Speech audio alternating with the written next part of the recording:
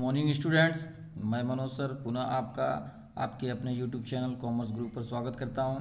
जैसा कि आप सभी जानते हैं कि आपका साइंस का एग्ज़ाम जो है कि क्लास 10th का झारखंड बोर्ड का 27 मार्च को निर्धारित है।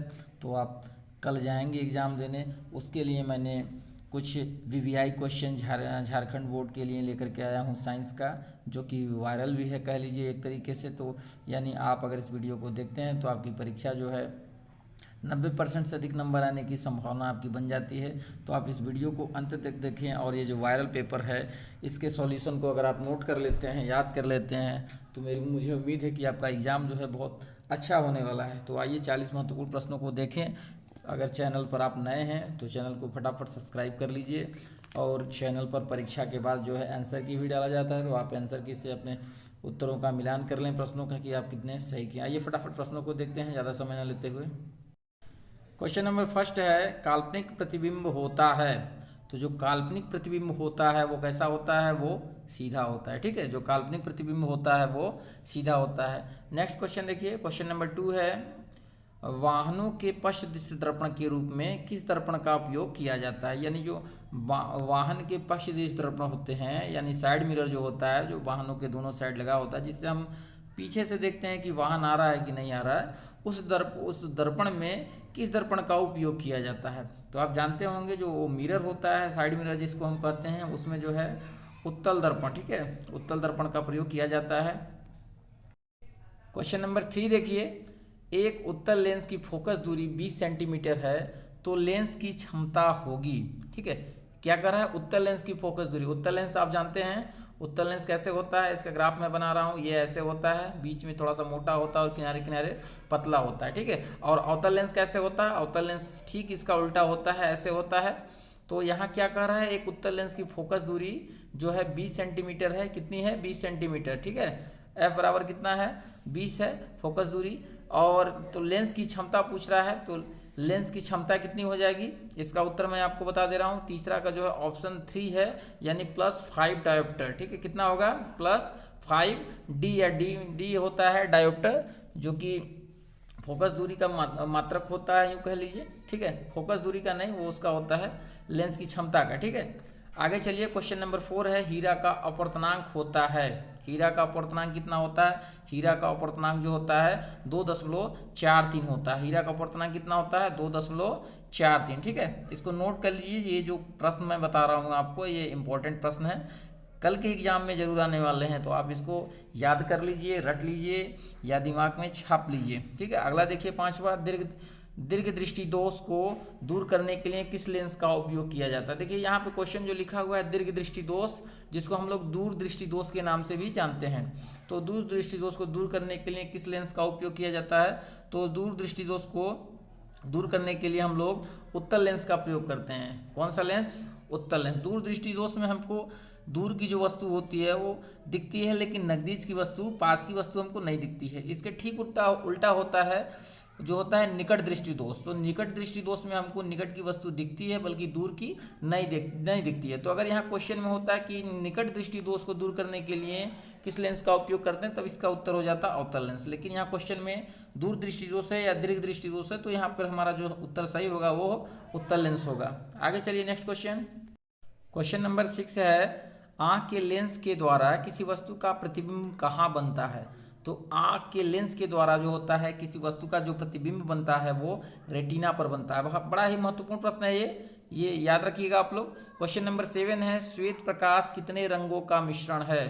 तो जो श्वेत प्रकाश होता है वो 7 रंगों का मिश्रण होता है। ठीक है, आगे चलिए 8वां प्रश्न, प्रतिरोध का एसआई मात्रक होता है।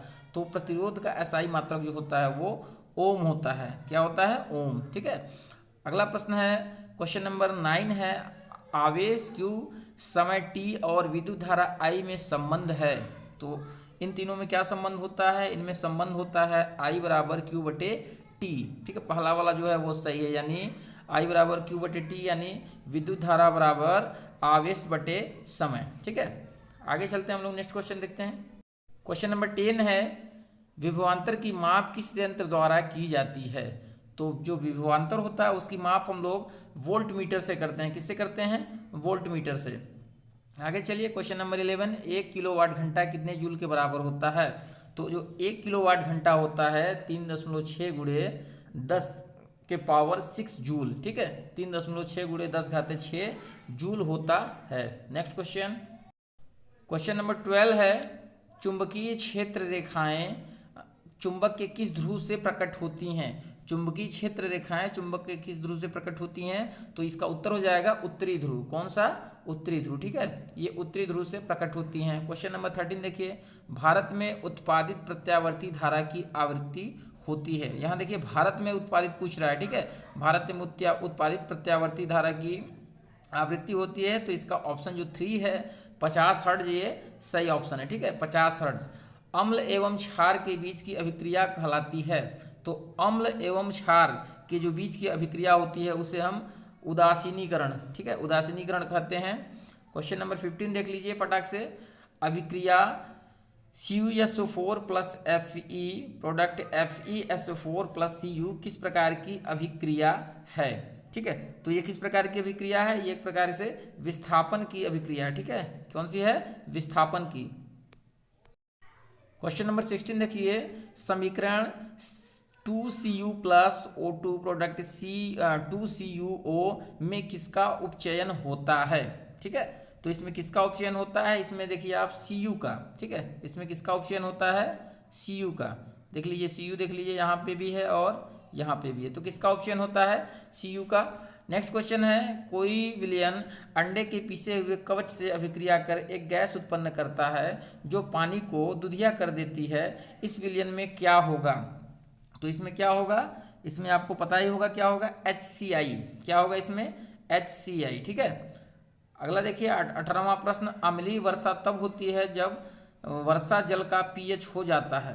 तो अम्लीय वर्षा तब होगी जब जो वर्षा का जल है उसका pH मान जो होगा वो 5.6 से कम हो जाएगा। किससे? 5.6 से कम। नेक्स्ट क्वेश्चन देखते हैं, क्वेश्चन नंबर 19 है, CaOCl2 का प्रचलित नाम है। क्या पूछ रहा है? CaOCl2 का प्रचलित नाम, तो इसका प्रचलित जो नाम है उसको हम लोग विरंजक चूर्ण के नाम से जानते हैं, ठीक है, विरंजक चूर्ण। 20वां प्रश्न है, शरीर के तापक्रम पर पिघलने वाला धातु है। शरीर का जो तापक्रम है उस पर पिघलने वाला जो धातु है वो है गैलियम, ठीक है। हमारे शरीर का जो तापमान होता है वो जानते हैं कितना होता है, तो 97.4 जो फ़ारेनहाइट होता है उसके ताप पर कह रहा है कि जो पिघलने वाला धातु है वो है गैलियम। 21 क्वेश्चन देखिए, कार्बन का अपरूप जो विद्युत का सुचालक होता है ये क्या होगा? ग्रेफाइट, ठीक है। 21 का क्वेश्चन का आंसर है ग्रेफाइट। ग्रेफाइट आप जानते हैं जो पेंसिल के बीच में होती है काले कलर की जिससे लिखा जाता है, वो कार्बन का एक अपरूप है जो विद्युत का सुचालक होता है।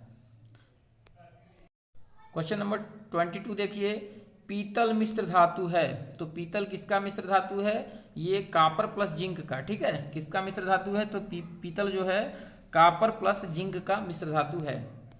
क्वेश्चन नंबर 23, कार्बन की संयोजकता होती है। तो जो कार्बन की संयोजकता होती है वो 4 होती है। कितनी होती है? 4।